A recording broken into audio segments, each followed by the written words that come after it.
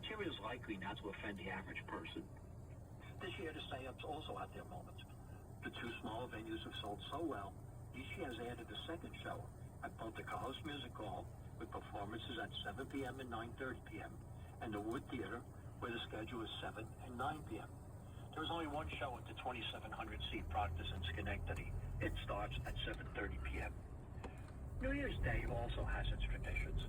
For many, it has been to attend a performance of the Berkshire Bach Society, who, since 1993, has been offering concerts by its ensemble.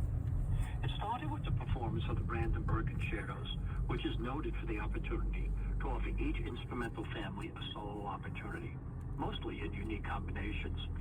Several years ago, they switched to a more varied program featuring several composers.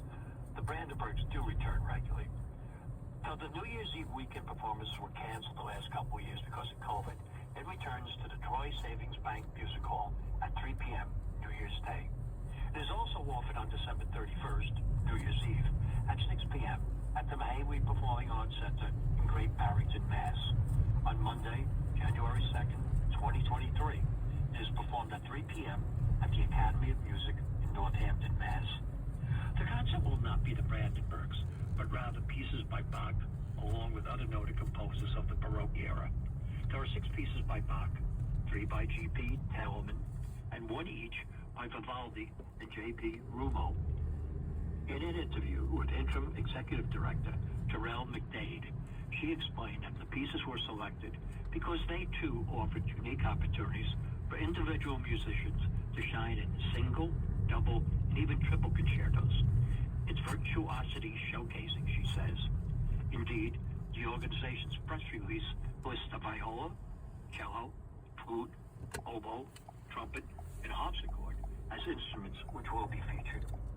McDade says that the concert was designed to be a quality, relaxing, and pleasant way to start a new year. She says the pieces selected are familiar enough that they make for a comforting experience. It's her opinion that lovers of classical music will be impressed by the talent of the 16-piece ensemble and challenged by the difficulty of the pieces. 2, McDade expresses a subliminal benefit as the selection as a whole gives historical perspective to the musical taste of the time. As an example, she points out that while Bach was a struggling artist, Telemann was the rock star of the era.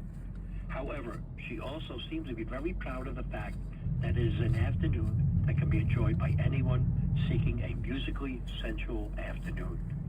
McDade points out that each piece is short to moderate in length and will be familiar to the casual concert goer. It's her belief the quality of the performances, the uniqueness of the solo moments, and the soothing programming makes the concert something almost anyone can enjoy. It's an afternoon that is good for the soul, she says. This is Bob Gefford from the Troy Record. And the views expressed by WAMC commentators are solely those of the authors and do not necessarily reflect the views of WAMC or its management. A global poll commissioned by the BBC shows the profound and diverse effect that the pandemic had on mental health, according to the World Health Organization.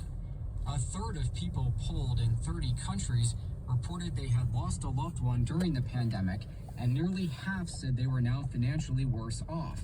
But just over 1 in 3 said they had experienced an improvement in their sense of well-being. The BBC's Stephanie Haggerty reports from Vietnam, where a majority of people polled said they feel better now